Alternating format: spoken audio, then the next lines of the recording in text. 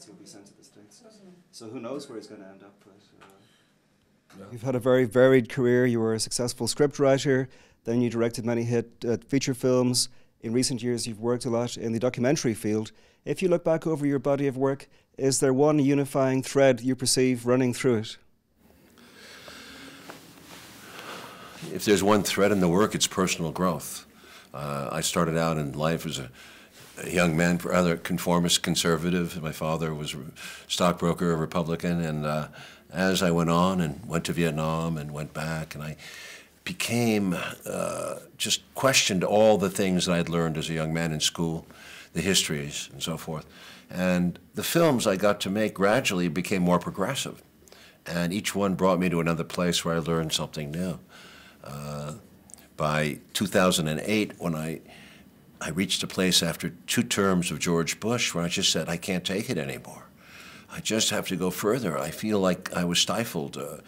The body of work had been, I thought, good, but I couldn't do another feature film. I wanted to make a documentary about my lifetime, about what I'd seen America go through, going back to the 1940s when, frankly, after World War II, the United States accelerated into a national security state.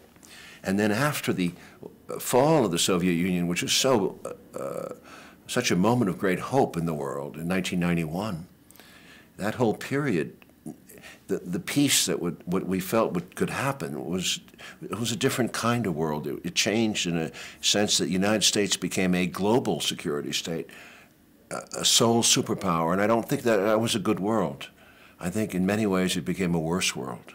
You haven't been afraid to tackle subjects related to history, modern history, politics.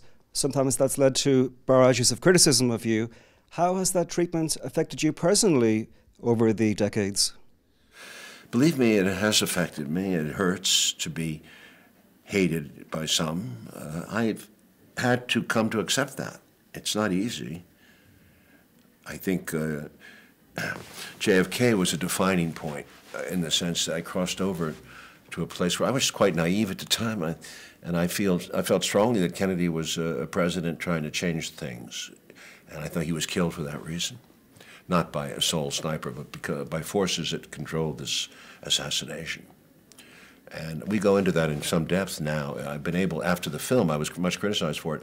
I do think the film is pretty good, but years later, I was able to return to the Kennedy presidency and examine it historically and see what was going on with, you have to go to its predecessor, Dwight Eisenhower, and you have to go to his successor, Lyndon Johnson, to fully understand the context of change.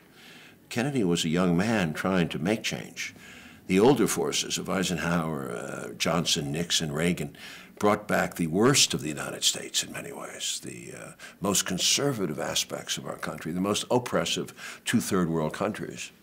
You're here in Carlo Vivari at the festival. You're going to receive the festival's Crystal Globe for Outstanding Artistic Contribution to World Cinema.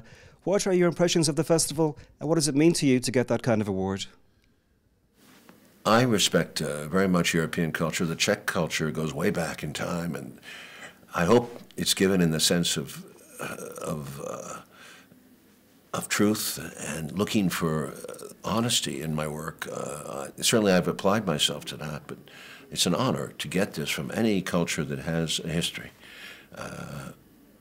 It doesn't change my course. It's, on the contrary, I consider myself still a young man in some ways, where I still have the ability, the energy to keep going, to keep exploring.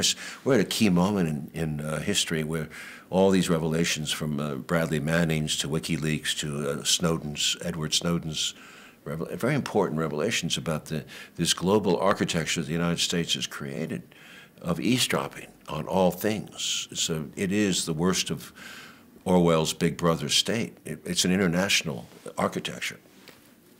And the world should stand up and decry it and protest it. And it's very difficult. We live in a very comfortable world with American economic dominance and American consumer products that make us comfortable. But we cannot exchange our real freedom for comfort. We cannot.